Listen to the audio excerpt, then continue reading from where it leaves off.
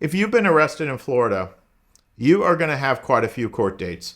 I'm going to run down what those are for you. The first court date is what we call an arraignment.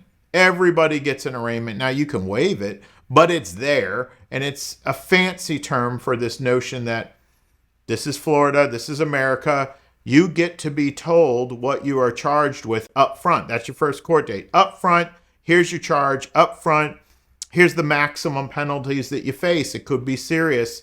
And then sometimes an arraignment, they'll be like, you need to go get yourself an attorney, or you need to have the public defender appointed. One of those things can happen at arraignment. After arraignment, some counties have what they call PNC hearings, plea negotiation conferences. These PNC hearings are just what they sound like. We meet up, not you, but the attorneys meet up with the judge and say, can we work out a good resolution to this? Can we work out a plea? Can we negotiate something?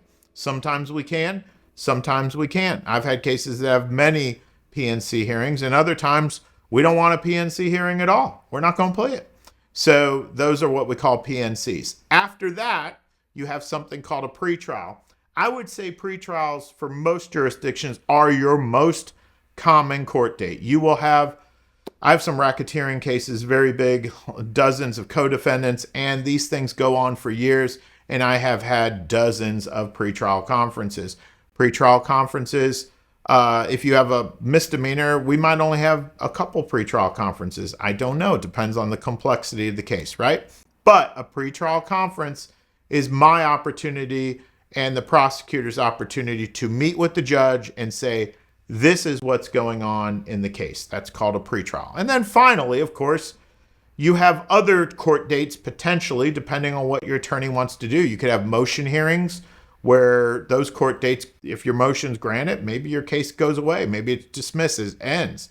You could have plea dates where, hey, you're done with the case. You've negotiated a plea and it's over. You can have trial dates where after pretrial, you're set for trial, and who knows?